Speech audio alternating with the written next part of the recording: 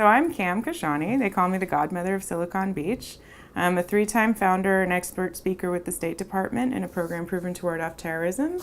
And I started previously the first co-working space in Los Angeles called Coloft. This was back in early 2010 before there was any type of tech ecosystem out here in LA. It launched the LA tech ecosystem as we know it. We had over 1,800 alumni come through, including Uber LA, Instacart, Ziprecruiter, Early Tinder Team, Fullscreen, and many, many more. And that's why they call me the Godmother. Now I'm on my third company. It's called Coaccel, the first and only Human Accelerator. I work one-on-one with female founders in a combination of relationship capital, coaching, and business and marketing strategy. And I'm a single mama, twin boys. Hi, so my name is Spencer Lodge. I own a company called Make It Happen. And I do something that most universities and colleges and schools around the world do not do, and that's teach people how to sell. I've been in the world of sales and marketing for the last 27 years. I've built several businesses, and nowadays my focus is teaching people how to get their business off the ground, how to start the world of sales, how to sell themselves so they can get a job, sell their ideas, go to the bank or a VC and sell themselves and their business concepts so that they can generate revenue for those businesses and raise funding. So that's the background of me and what I do. So tell me about what you do, and more importantly, why you do what you do. Great question. So I have what I call a Human Accelerator. It's called Coaccel, coaccel.com. Are there inhuman accelerators as well? There are no other human accelerators. This is the first. Is there inhuman accelerators? It is not inhuman. But are there inhuman? Are product accelerators, yes. Okay. In the tech world, we have what are called product accelerators. Okay. So this is the human side of it. I believe the human is the ultimate product, and the more powerful and equipped a human is, the more successful what they do will be as a natural result. Yeah. So it's a lot of coaching more than anything. Coaching on steroids, though. It's 3-month increments, and it's also relationship capital and business and marketing strategy. And I specifically focus on female founders. It's like my thing, my sweet spot. Okay. Yeah. Why? Well, it all comes from my story. So this is my third company. My second company was Coloft, which was the first co-working space in LA. And it was great, and it was awesome, and I loved it. And 4 years into it, my business partner is my ex-husband. So once I filed for divorce, he fired me from the business, and I went through a total identity crisis. Who the fuck am I? Can I swear? Yeah. Okay. Just did. Yeah, identity crisis. Who the fuck am I? What am I doing here? Like single mom overnight, no income, no, like I was that guy's wife for 12 years, and I was Coloft Cam, and all of a sudden it was all gone. And it was a big wake-up call in a lot of ways, and also just a very difficult time. But I did a lot of soul searching at this time. And I came across an incredible woman who is now my business partner. She came into my life at that point. She's a globally renowned intuitive coach, and she works with senators and billionaires and all these incredible people. And she saw something in me. And she really helped build me back up and at an accelerated speed at that point in time. Were you depressed? Yeah. I was in the fetal position in my bed. Okay. Yeah. I was. So you went from a really low place. And how long did it take you to kind of like, for the penny to drop for you and say, hold on a minute, my life has to be worth more than this? 9 months. Okay. So, 9 months I went from, this is the thing, it's like a miracle. I went from being in that depressed state in my bed to 9 months later working with the State Department and inspiring a nation in Kuwait and speaking to ambassadors and like influencing all these badass people. Wow. And that's when I had like the holy crap, this is who Cam is moment. Yeah. And it was a lot thanks to Jasmine's guidance, in addition to the amount of work I did on myself. So I completely reprogrammed my brain. And I realized that I have the power within me. There's nothing externally that defines me. I get to define it. And that's when I had the idea of why are all these things about product accelerators and about the business and not about the person? Because entrepreneurs especially end up becoming attached to their product. That's what happened to me. I was totally attached to the product. So when the product was taken away, I didn't know who I was.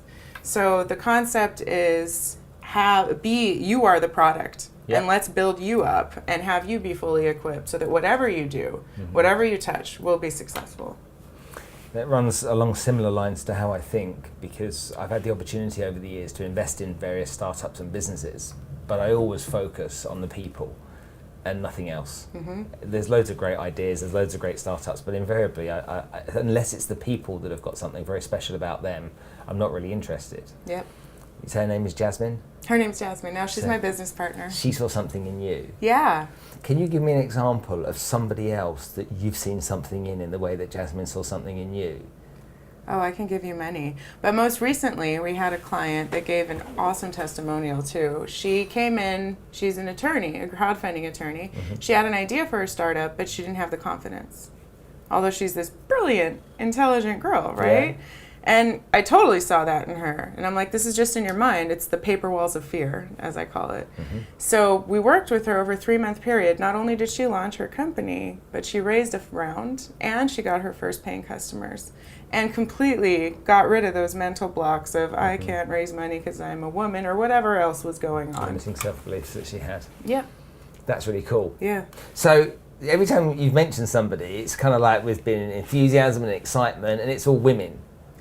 20% men. I won't deny men. I just love working with women. I won't deny men. I believe in humans. I believe in humans. Okay. It's a human fit more than anything. There's a high I get when working with women because I see how they're holding themselves back the same way I held myself back for so long. I see that, and the way that I was able to reprogram that, I know what they're capable of should they let those things go. That reprogramming that takes place, I'm really glad that you said that you were able to reprogram yourself, because a lot of people don't give themselves that kind of honesty and that privilege to some degree. It's that they try and find somebody they can hold responsible for being able to reprogram them. And when you first spoke about Jasmine, it was like, Jasmine's got all the answers, but you said you reprogrammed yourself. Yeah. I bet you've met many women themselves though that sit there thinking they need an outside solution for that problem. They need somebody, but actually it's all in your own head. It's all within you. Yeah, but you do need, or guidance accelerates it, right? Having someone who believes in you. I have a business coach myself separately from all of this. Having that type of support system, having a community, I'm a big community person, is really, really the key to accelerating the entire situation. Now when you look at the community that you've got and that you work with, you're seeing lots of startups and lots of different ideas that are coming across the table, people discussing different things.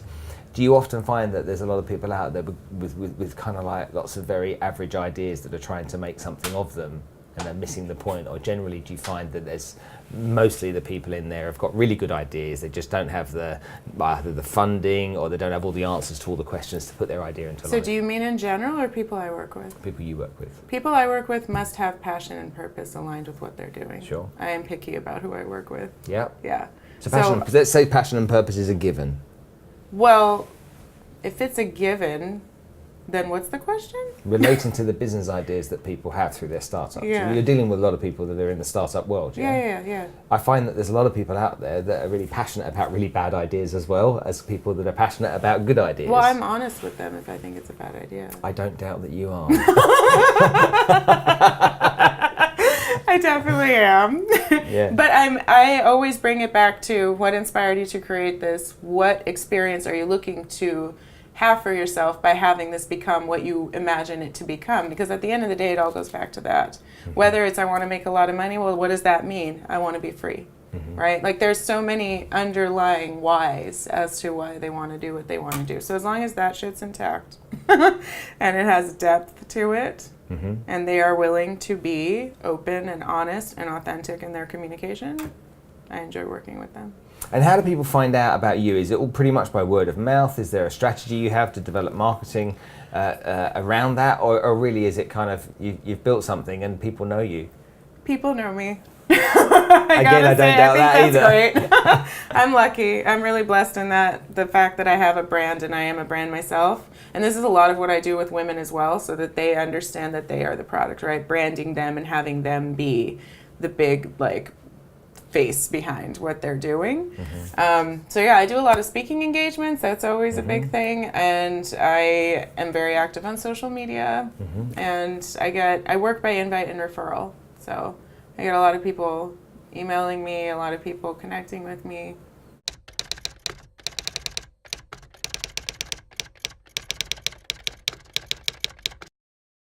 So there is a fallacy that funding equals success, right? And that's not true. LA in particular, we had a very big problem with funding until about 2014 when the funds started coming up here. But as a byproduct of that, we ended up creating some really great businesses that ended up sustaining themselves because they had business models. What do you know? Yeah, so it wasn't necessarily a bad thing. I don't see that phenomenon of let's raise money as much here as I do up north. But there is definitely a little bit of let's raise money because that means what we're doing is working. But there's many companies that have raised money that don't end up going anywhere. No, absolutely. There's many companies I've invested in that haven't gone anywhere there you go. as well. So that exists too. So with doing what I do for a living, I find that I've been at lots of VC pitches, private equity pitches, and even angel investment pitches where I've heard people pitching their idea to others to try and raise capital. And I've seen just a really, really very weak performance in that area. Whether that be $100,000 or $10 million, I find that 9 times out of 10, that unless people know how to present their idea properly and have got really lots of faith and belief in it, and they know really what to do to get the people that they're selling to on board, they invariably don't go very far, even with really good ideas. So that comes down to the confidence of the person. It comes down to the people again. I've known you for 5 minutes, and in 5 minutes we've established that we both identify the same things, and it's the people rather than the product or the service. Yeah. And so, again, within the incubators that you run and that business down there, how are people being taught the skills they need to be taught? How do you go about doing it? How do people share? Though. No one's being taught. Well, I don't want to put a blanket statement on it, but it's not enough. There isn't enough emphasis on what actually matters, which is the person. There's way too much emphasis on the material component of everything. It's about how much money you make. It's about, oh, I'm crushing it, I'm doing great, but I'm like killing myself and drinking Red Bull and taking Adderall and doing all these things to stay awake all the time. Like, that's not sustainable and that's not going to work. And why is that cool? Right? It's not about that. Why don't we change that conversation and make it into something that is more aligned with human, how the human operates and how the human will operate optimally. I don't work stupid, crazy hours like a lot of these people do, and I'm running a very successful business, right? And I have done it over and over and over again with various founders as well. Like, you don't have to kill yourself to do that. Stop getting caught up in all the shit that doesn't matter and realize that the more you are equipped and the more you are actually being a productive, happy, fulfilled human being, the more everything else falls in place. And you're able to create the company you want, the lifestyle you want, and all of those things. You get into alignment. What type of delegator are you? Delegator? A pretty good one. Are you? I've learned. It definitely wasn't for a long time. Then when I hired my assistant, I was like, oh, so I don't have to do all the bullshit anymore. This is cool.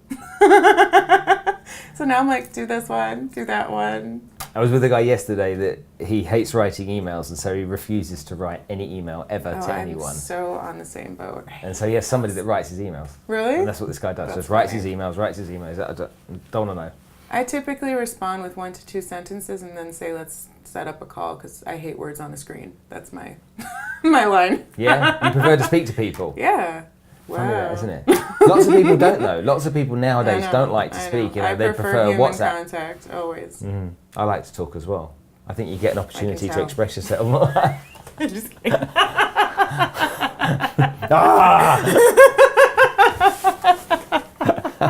I'm asking you the questions, and I'm the one that likes to talk. Yeah. Tell me more about Jasmine. She's amazing, dude. She's worked with over 30,000 people. She has a 99.9% accuracy rate. When I say intuitive, I mean intuitive. Like, she can straight up tell you what's going on and what can happen. It's insane. I know it sounds nuts. When I first heard about it, I got her info from a family friend. They're like, hit her up. I'm like, you want me to call a psychic? Like, I don't do that. And they're like, wait, no, don't assume. Go look her up. So I looked her up, and I saw that she works with the French government. She has clients that include senators and, like I said, Louis Vuitton and these huge corporations. And in France, actually, because she's French, it's a profession that is highly regulated. It's a voyante, and that's like a thing. Really? She has to take an exam every year. Yeah. She has to take an exam every year. She has to score 9 or 10 out of 10 in order to continue, and she's always blown it out of the water. So I'm like, whatever, I have nothing to lose. So I gave her a call, and she nailed it, like everything. What, in your first meeting? My first call with her, yeah. So the first phone call? First phone call. Not even face to face? Uh-uh. And how did you feel when you got off that phone call? Holy shit, what am I going to do? And holy shit, like, wow, that just blew my mind. Because she told me I'm going to lose my company before I even knew I was going to lose my company.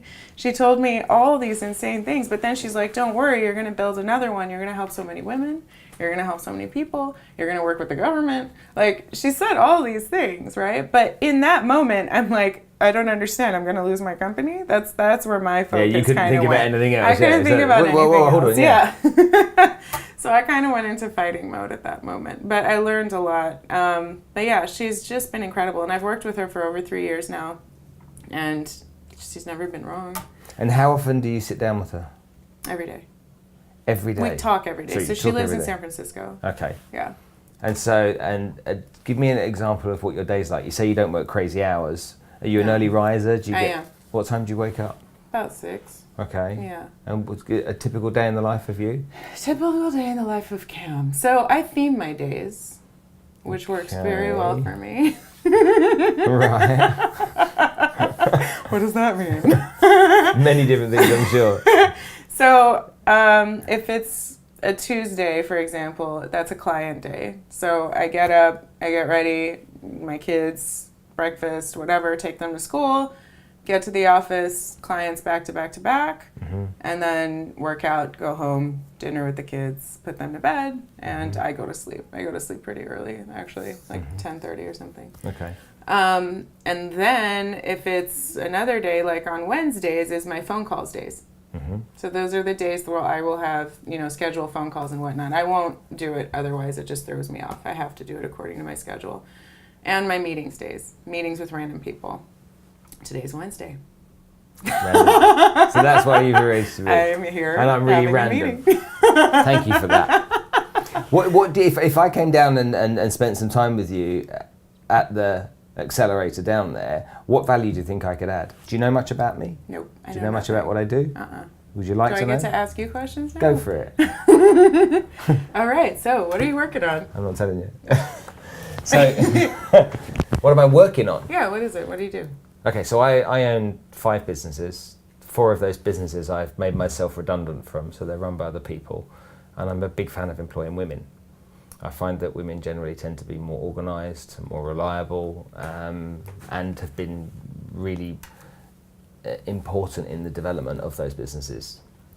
The one business that I do run is called Make It Happen, which is an online sales training university, where I've taken 27 years of my experience as a salesperson and put it into an online video-based university where people can learn everything they need to know about sales and marketing in their own time. So I wanted to teach people what I did, and I knew that I was talking to large audiences in conferences and whatnot, but it was 500 people, it was 1,000 people at a time. It was never any more than that. And so I sat working it out, right, what I'll do is I'll do one of those every day, then that's 1,000 people a day, 5 days a week, that's 5,000, 20,000 people a month, okay, it's 240,000 people a year. And it was just such a tiny margin, or a tiny group of people compared to who I could really talk to. So I put the university together and decided that everyone could access it whenever they wanted to. Now it seems quite simple, but the complicated thing about it was actually the curriculum, because all I knew kind of was in here. Yeah, I get that. And so I went down to the studios to start filming, and I booked the studios out for 2 weeks. And I remember getting to the end of day 2, and I was like, I've got nothing else to say. Well, is that a bad thing, though? Brilliant. And because you so are. but when I got to the end of that second day, I was like, what do I do now? I've booked the studio for 2 weeks, and I knew I needed to record something in the region of 400 videos, and I think I'd recorded 60. And I was like, okay, that'll be enough then. That's a little bit of a gap. But it just wasn't enough, and so I then went back to the drawing board and I had to start again, and I had to plan it all out. It took me a good number of weeks to plan the whole curriculum out to make sure that I broke it down into stages that was suitable for everybody. And then we launched in November of last year. And so the cost of the university is $2,000 or $1,000. And is it for anybody? Anybody, yeah. Okay. Is there like an application process? No, it's online. You can, all right. as long as you've got the money, then you can have access to it. Okay. There's tests with everything. You know, it's not just watching videos. You have to pass the tests that go with it. So we launched it in the middle of November, and it was $2,000, and we said, right, it's 50% discount for the first month. So $1,000 you can apply. And for a month? For the first month only, yeah. Okay. 4 weeks. Over 1,000 people signed up. Wow. How did you do that? Or was it, do you have a name too? I'd like to think I do, yeah. So, yeah, over 1,000 people signed up in the first month, and it was like, whoa, hold on a minute, people really like this. And then it went from there, and it kept growing, and it was surprising to see how many people. Now, obviously, I'm British, and so the marketplace that knows me is the Middle East and the UK, not so much. That's why I'm not so well known over here. And all of the people that I've been asked to talk to while I'm here, they're like, oh, such and such, you're going to meet them? I'm like, I don't know who they are. And they're like, what do you mean you don't know who they are? And I'm like, I really have no idea who they are. Like, do you know this guy? And I'm like, nope. Got it. So forgive me for not knowing who you are. Oh, I don't give a fuck. No, you're good. Okay, great. No ego here. Really? I try. So when I look at that, though, it started to teach me about doing business in a different way. And so I started to attend lots of events, and so I went to private equity events to watch people pitch private equity ideas, and they were just awful. Like really awful. And this is private equity is like $10 million plus worth of funding. So this is where the big money is coming in. And it was just hopeless. I then started attending VC events, and I saw that the same thing applied. And I thought to myself, can I help people that are in startups? Can I help them learn a skill that they need to learn? Can I sit down with people and make them aware of the problems they're going to face unless they know these skills? Because I've got a friend of mine, Sajad. He's a brilliant developer. He's a really, really smart guy. And when I sit with him, I love him. He's just full of enthusiasm, and he knows his shit, big time knows his shit. Awesome. But you put him in front of it, he has to do a TED Talk. And so he's like, Spencer, I've got this TED Talk to do. And I'm like, you'll smash it. You're brilliant. You're really good, Saj. People will love you. And he said, would you come? And I'm like, no problem, I'll come along. And I got to the TED Talk, and literally he was outside on the side of this thing, shaking. I'm like, Sajad, what's wrong? He's like, but there's all those people. I'm like, mate, there's about 150 people. You're going to be fine. You've got a really good story. It's great. I've rehearsed it. I don't know what to do. And it was almost like he was panicking. Like in the black and white movies where you've got the woman that's hysterical and the man slaps her in the face and she calms down. It was almost like that. I felt like I needed to slap him in the face and say, calm down, you're being erratic. And he went, we got him up on stage. He went up on stage. He was nervous, but he really did a really, really good job, and I was so proud of him. And when he came off stage, he couldn't believe it. He said, they applauded me and all this kind of stuff, which was great. But he came to me once to present an idea to me. And he was looking to get an investor into this business that he had. And he sat down with me, explained how the business works. I sat with him for 3 hours. I walked out of the meeting. My business partner walked down the corridor, and she said to me, what was that about then? Any good? And I was like, I haven't got a clue what they do. She's like, really? I said, something to do with HR. I said, I don't get it. So that's where you come into the equation. And it was like that. It was just another example of me going, for goodness sake, these guys had an opportunity. There's an investor, which was me. Okay, keep it simple. Don't complicate things. Talk about one thing rather than 1,000 things. And I had to send my tech people in to sit and talk to them for them to come out and decipher what they were talking about. And so with these other business ideas, I was like, right, what can I do to help you? And so I started to give him ideas and coached him and showed him what to do. And then we went and did a presentation together where I said, right, you do the tech stuff, I'll present as if I'm working with you. And it went really well.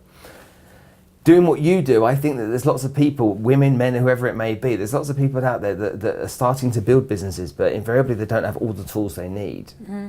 Whether they're starting it or scaling it. Or scaling it yeah. as well. You're absolutely right. They don't have the tools they need. And I think that a lot of the time people think, especially as business owners, they're very protective of what they've got.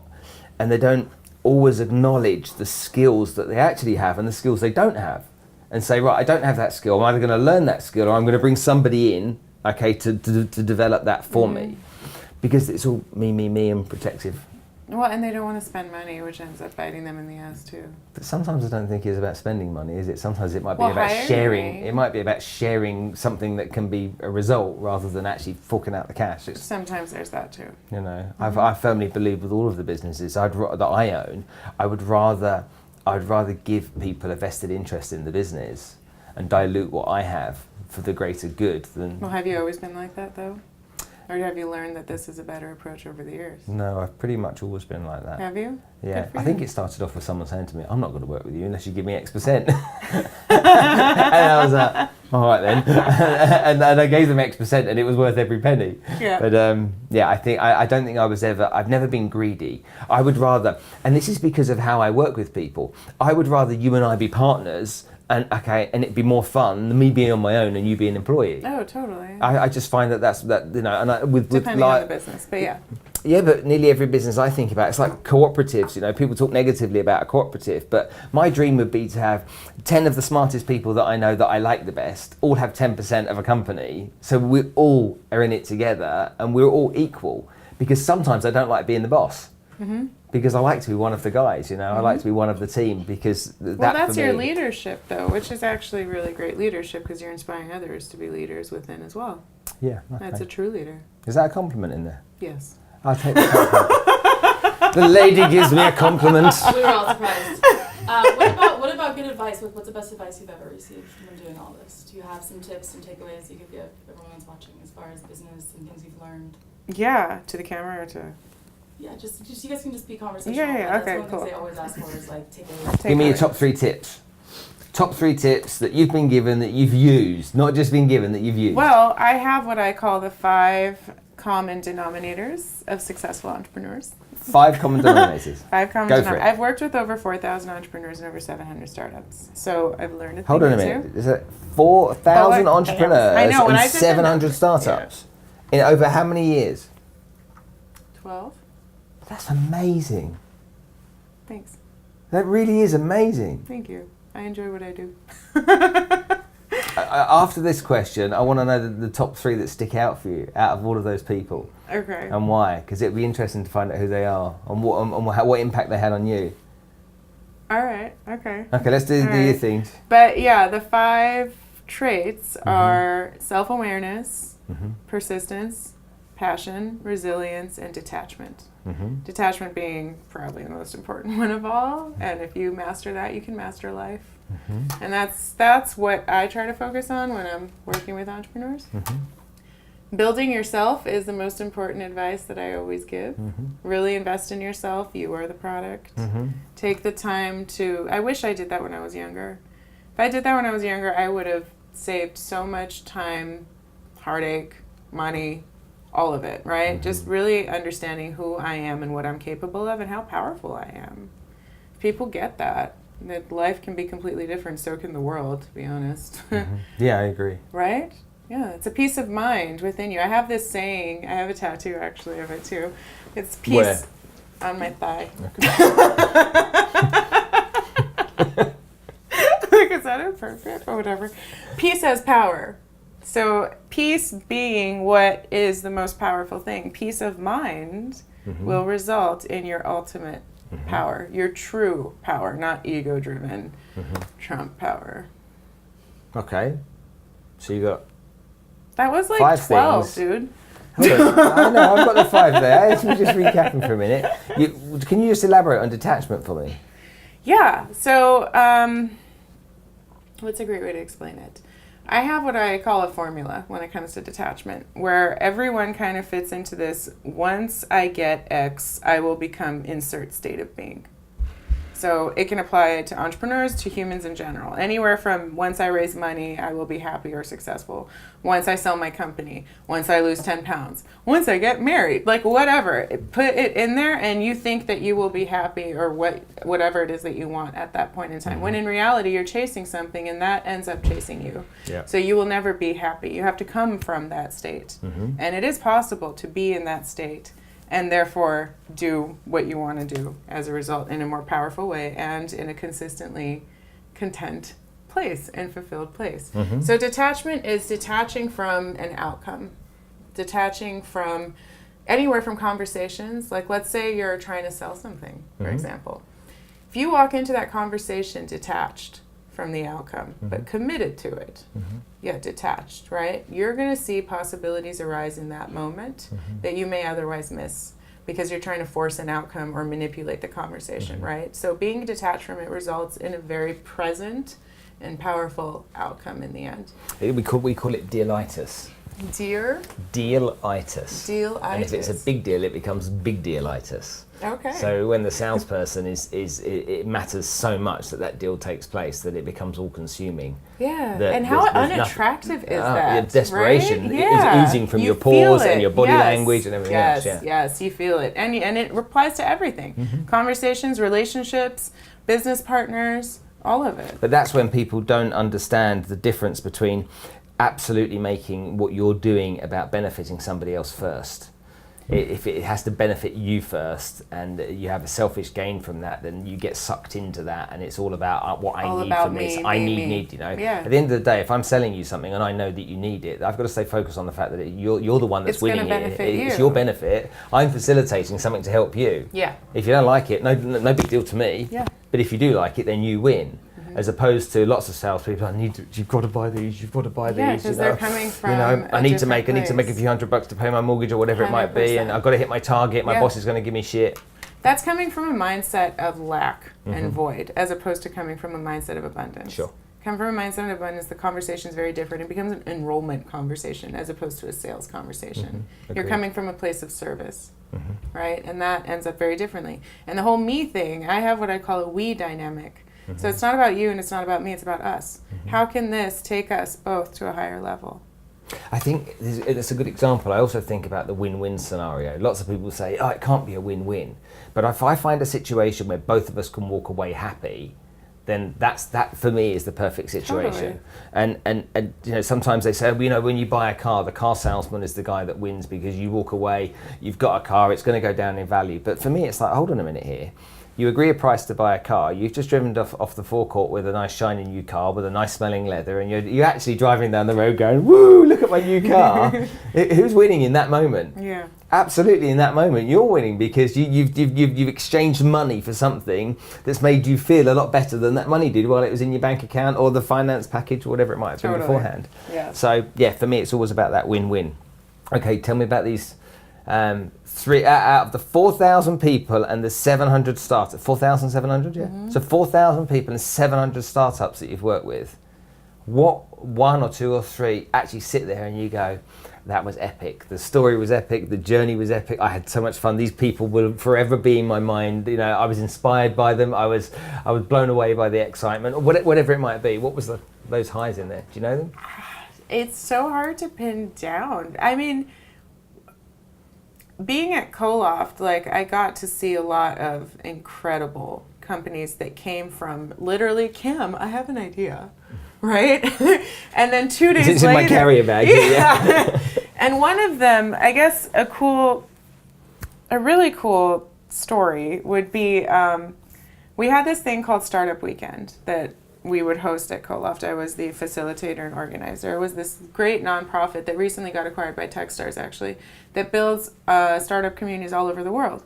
So we had Startup Week in LA, and one year, the winner of Startup Weekend LA, they walked in with an idea. They had no team. They pitched the idea on Friday night. By Sunday, they have something built. And they're like, this is what it is. They present it to a panel of judges. One of the judges happened to be Ashton Kutcher. And he just walked in, and I didn't even, it was like is this real life moment? It was super cool. And he ended up investing $1 million 3 days later into their startup. So indirectly, that was super inspiring. Just because these guys walked in with oh yeah, we have this idea, whatever. We don't have a team. We don't have shit. They ended up building a team that weekend. What did they build? It was a marketplace. It was called Zarly. They actually ended up raising a lot of money, and they had some really great board members. I'm not sure what they're doing now, but it was a really cool moment in time.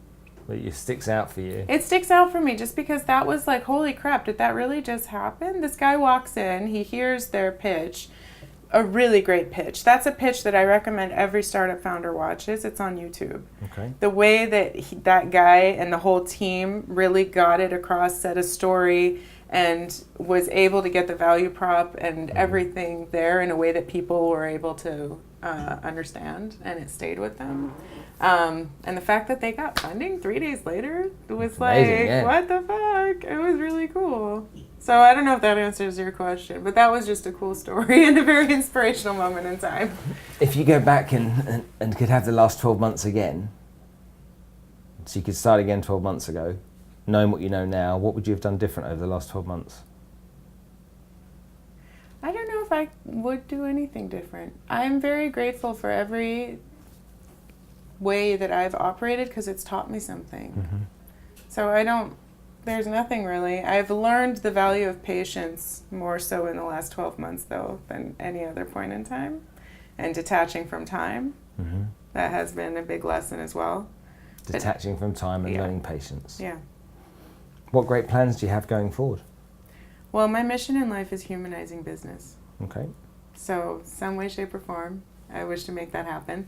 Working one-on-one with founders, it's a cool ripple effect because they're taking the human component with them. Because I bring that into their business as well, right? Like apply the human element into this. So they're learning that and they're bringing that with them. So it ends up resulting in all these leaders that are leading their organizations towards a more humanized approach. And I don't know, I have some other plans in there. We'll see how they materialize over the years. So your parents are Iranian? Yes, Both I was of them? born there too. You were born in Iran. What influence has coming from there had on your professional career? Any at all? Great question, dude. No, a lot. I actually wrote, I'm a Innovation Board Council member with Forward.us, which is Bill Gates and Mark Zuckerberg nonprofit for immigration reform. And I wrote my immigration story and they shared it on their site because it was really, really big for me. Because when you come from that mentality of, I gotta make this happen, I have no choice, you're coming from, to provide more context, when I was born, there was a war going on in Iran, right? It was the revolution. And my parents had to escape. I didn't realize you were that old. I'm 35. I'm joking. Well, I could take that as a compliment, though. It wasn't.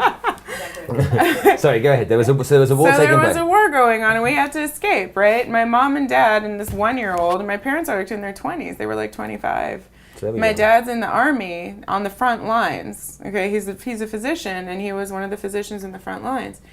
Me and my mom escaped with fake passports. Yeah. And then my dad escaped on a horse. Where did you go?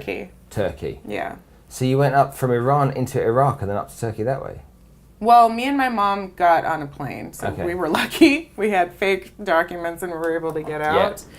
Yeah. But my dad had to take a horse. Yeah, he was on a horse and he had to run away through the mountains. Exactly. Wow. So that was pretty nuts. But having that within you, and then my parents coming here and them being denied their green card so many times and them really pushing to create this life for me and my brother, it's inspiring to say the least. Like they never ever gave up. Like this is it. This has to happen. So I've applied that in a lot of ways to the work that I do, and I've become very resilient as a result. So anytime it's a no, I'm like, all right, find another way. There has to be another way. There has to be another way. And that's what it takes. You have to be unreasonable in the pursuit. Yeah. They always were. And what would my excuse be? And they had so much to lose. So much to lose. Yeah. Right? And absolutely. As an entrepreneur, you're in a really awesome position. You want to create something to bring to the world. Right? So get out of this mindset of survival. It doesn't serve you. And move forward knowing that you can, as long as you're committed and as long as you're persistent. Have you ever thought about doing anything in Iran in the same way you've done something here? I would love to. Is it possible? Not yet. Okay. I think the government has to chill, to say the least. The people are amazing. And they all, like, I went there one time over these, however long I've been alive. 2007 was when I went back. And I fell in love with the people, but I was scared to death of the government, right? And all those people want is freedom. And they all feel the same way. They're like, these are really bad people running our country, and they don't have any hope. It's really, really, it's heart-wrenching. But I would love to be able to do something in some capacity at some point in time, definitely. I just don't know what that looks like and how possible it is yet. Are your parents still alive? Yes, they live 2 houses away from me. Do they? Okay. They help me a lot with my children. It's great. Do you ever go to your dad for brainstorming or advice on what you do? Absolutely. My dad is a very successful physician and turned entrepreneur who ended up selling his company a few years ago. He had built a chain of sleep diagnostic centers. He's a sleep medicine doctor. Okay. And him having done that and coming from, doctor mode to being an entrepreneur and doing it really, really successfully was super inspiring for me as well growing up. And yeah, I always talk to him. He has a lot of great guidance and a lot of great tidbits. Okay. And tell me about being a mother of twins and being an entrepreneur as well. Do you find it difficult to balance being a mum and a business lady? Because I've heard so many people give this whole mother excuse, baby excuse. I don't know if you've ever heard of a company called Forever Living. Forever Living is a network marketing company with 9 million agents across 160 countries. They're one of the biggest network marketing organizations in the world. They're based out of Scottsdale, Arizona. Everything they do is aloe vera based products. Okay, so they farm 85% of the world's aloe. Bizarrely, I'd never heard of them 6 months ago either. Okay. But there's I know, and it's $3 billion a year turnover huge, business. It's a big company, and that employs lots of women in network marketing type positions, and I've been exposed to lots of them. The successful ones, compared to the unsuccessful mothers, or not as successful mothers, tend to not have the excuses that the unsuccessful or less successful mothers have. Yeah. Now, I know it's a little bit cliche because we hear this a lot, but you had twins. I've not been in a position where I've had twins or I've had to do that. I've had daughters and they're of different ages and there's always been a woman there involved. Yeah. Being a single mum, having twins, being an entrepreneur, is it difficult to balance the time, or actually is it quite easy if you just get yourself organised? I don't know if I would say organized, and I wouldn't say easy, and I wouldn't say difficult. Okay, give me some other words you would use, because there's lots of women that I know that will listen to this and watch this video that will be in exactly that position, and they're full of buts. Of course. Okay, and it's human beings are reason-creating machines, so we're gonna create reasons to not do things that we very well can do, and it's actually fear coming in the way instead. I have learned, so for a while it was very difficult, especially going through a divorce and all that. Balancing that was definitely hard. But I have learned to delegate, right? I have a support system. I have a community around me so that I'm able to have all the things taken care of with my kids, with my business, and with myself. But you have it now. Moms, I learned. You got divorced. You were depressed. You were in a very low place. Yeah. Okay, and then you built something. Yeah. So it's kind of that phase of your life, and that time you didn't have an assistant, you didn't delegate, you had to do it all yourself because there wasn't anybody else to help. No. Yeah, my parents were helping out. Okay, with responsibilities with towards the kids. Yeah. So how did you, when you were in that place, how did you manage to build? How did you manage your time? I just kept my mind forward. Why? Did you have a goal, a specific goal, and you said, right, I want that goal to be achieved, or were you just looking forward? I was always very positive, like I will make this work, and I had a goal of I will create a successful business. I don't have a choice. I'm not employable. I'm just not. I'm way too blunt for that. It doesn't work. But yeah, I didn't want to lose my soul in working, and I wanted to. What I was building mattered. There's a lot of purpose behind what I do. So when there is that purpose, which is why I say it's one of the traits, that purpose becomes your fuel, because for a long time you don't make money, right? And for a long time you're not going to see results. You have to just keep pushing, because you have to believe in what it is that you're building, and again, be unreasonable in the pursuit. So I did do a lot of, shit. I had to handle a lot of stuff at the same time. I had a lot of sleepless nights. I had, so much stress and all these things. But then I slowly learned, like, okay, start doing yoga, start meditating, start, like, taking care of me. There's at least 2 hours a day where it's just Cam time. And that's it. Like, if I don't have that, I will come home to my children and be like, and I don't want to be that mom. I want to be the Cam mom, like the real loving, good mom that I am. But if I don't take care of myself, that won't happen. And a lot of women fail to realize this. They think, I have to give. No, you got to put some for yourself too, right? So I learned that. I learned the importance of taking care of me. I've learned the importance of having people around me to help. I have an au pair, for example. It's been a life-changing experience. It's been super helpful. The fact that my parents are there and they're super helpful I'm super grateful for that, right? Not everyone has that, and I get that. But there's always ways to be able to create a support system around you so that you are able to create what you want to create in the world. And you can create reasons that will instead work in your favor, as opposed to you avoiding what you want to do, because the avoidance just comes from fear. Agreed. False evidence appearing real. There you go. It's true. What's the other one? F everything and run. I tell you what, I get this, it may be company focused rather than trends. I see, I get a little kind of, I feel good inside a little bit when things like Snapchat go public and then don't do as well. I kind of like, it's kind of like part of me that goes, yeah, fuck you technology, type of thing. Because I have Snapchat, and my kids use Snapchat, and it's only for my kids that I have Snapchat. I don't use it for anything else, because I see Instagram as being a better tool, and I see obviously Facebook as being more usable.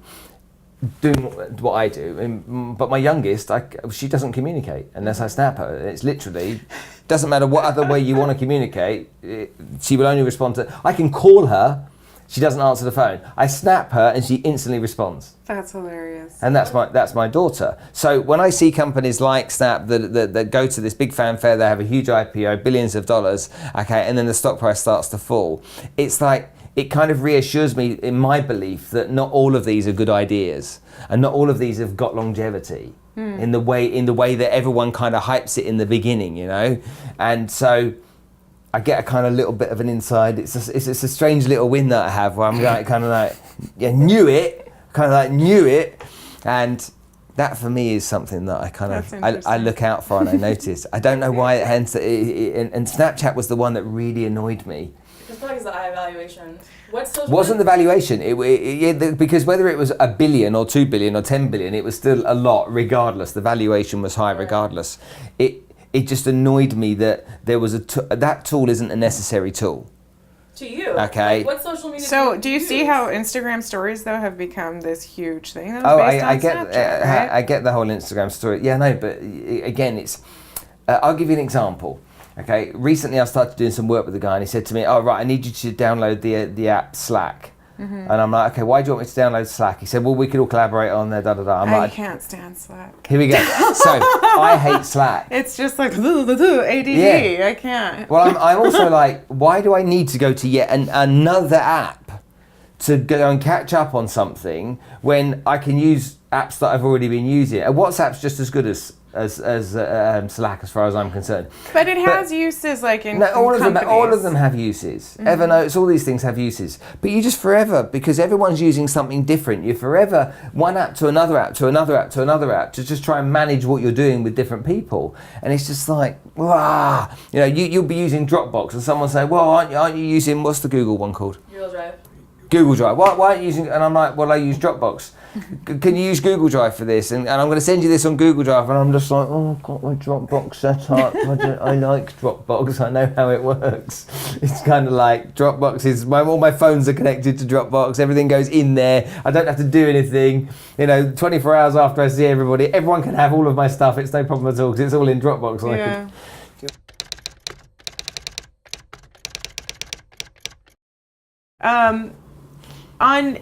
On a lot of levels, it's been helpful.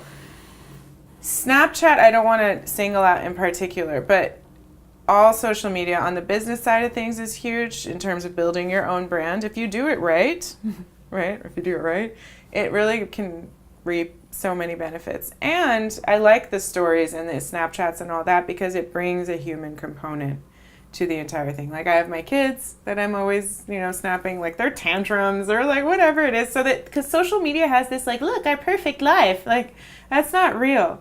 And then the stories, I feel like, add an element of truth and authenticity to the entire equation, which is cool. So people can identify easier. When I was in Everest recently, Emily, who travelled with me, she was Instagram storing everything. And she looked like shit on a few of the days. She looked really bad. She wasn't very well at all. She looked really bad. And I know her well enough to know I can say that. And I'm like, why are you Insta storying it? I said, why don't you just video it? Wait till we get off the mountain and then you can share it. She's like, no, I like my stories. And I'm like, Emily, I said, you nearly couldn't walk along that bridge just now. You're almost dying.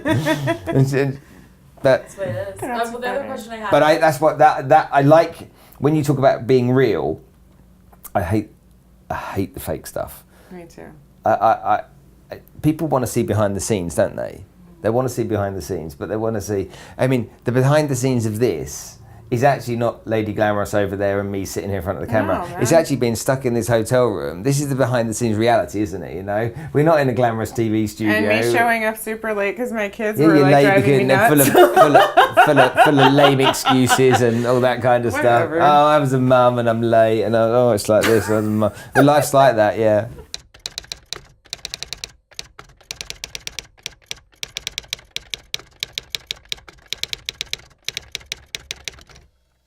I find that lots of people know how to take a company to a certain place, wherever, but they don't know how to go further. And this comes back to that kind of territorial stuff, owning it and not wanting to relinquish anything, and yet they don't have the skill to grow it. Mm-hmm. So what do? You either don't have the skill to grow it and you stay where you are, or you want to grow it, or you get help. Yeah. And a lot of people say, I need to work on myself, but some people don't actually have the acumen to do it. Yeah. Some people just don't. They need to get over themselves. And just accept that's their limit. What happened with the Uber guy yesterday? He resigned. He kind of resigned, but he got pushed out, yeah? Why did he get pushed out? His leadership wasn't working. It's not sexual harassment, but his leadership didn't work. When the company got to a point, as it was going through its startup phase, his leadership was fine. His aggressive approach. It was renegade, it was aggressive, that's right. And it took the business to a point where lots of these things didn't really matter. And now it got to a certain point where there's some people with big money investing, serious people. They're like, no, that culture's not acceptable. And a lot of the time in businesses that I've grown over the years, I'm really good at the startup phase. Once it goes past that startup phase, it actually bores me and I become destructive. Mm-hmm. Because it kind of plateaus out, and I just become a bit of a terrorist in my own business, because it's like I still want it to be fun and 100 miles an hour, and I want to, And then what actually happens is that quite simply, because I'm like that, the business has got past those kind of like building blocks.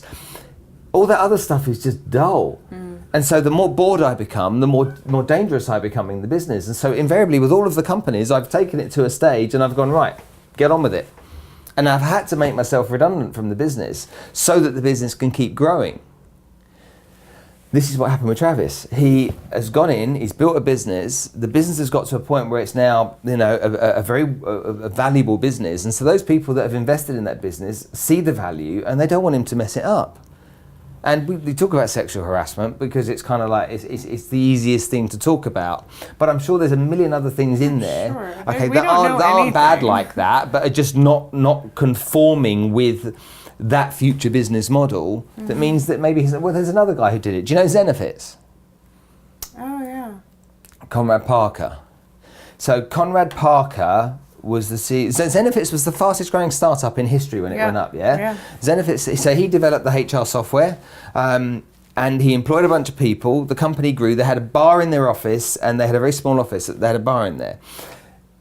I don't know if you know the story, because this is publicised, so I can share it with everyone.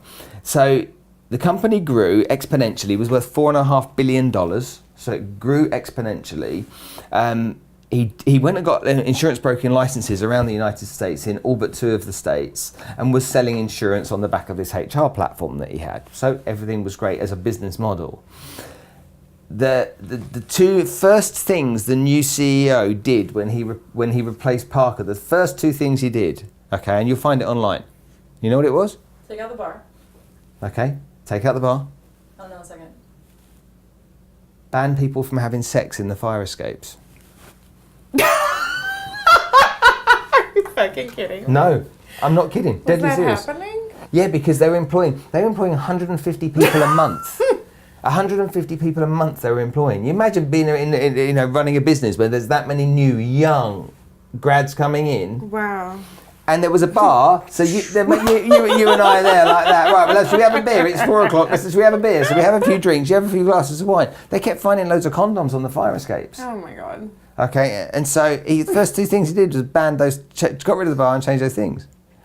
But the official reason was that there were some people that were selling insurance that weren't properly licensed in the company or qualified, and so there were some irregularities around that. And do you know what?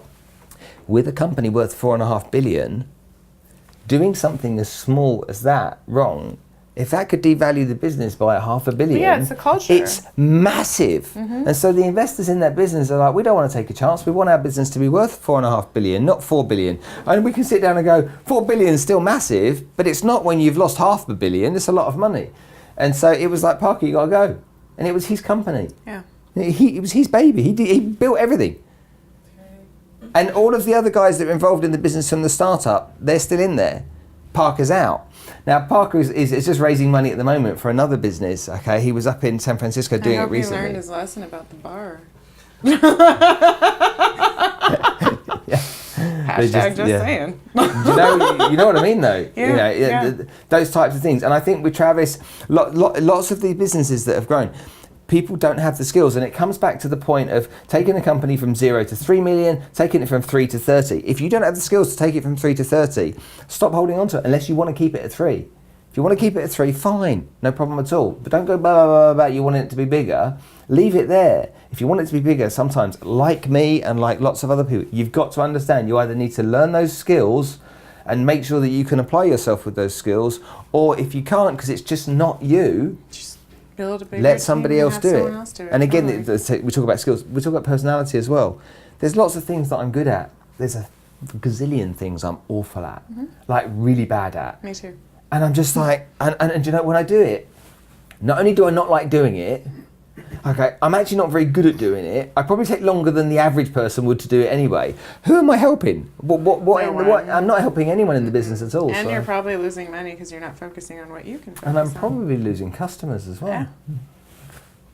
So, if you want to get a hold of Cam, it'll do a little filter. You can find me on social media at Cam Kashani on Instagram and Twitter. And my website is coaccel.com. That's COACCEL.com. And just holler. And I would love to converse. I hope you enjoyed watching this video as much as I enjoyed making it. If you'd like to see more videos in the series, click here and you'll see some more. But if you click here and subscribe, you'll see everything that I do, all the videos, all the content, great value stuff, which I hope you enjoy, making sure that you make it happen.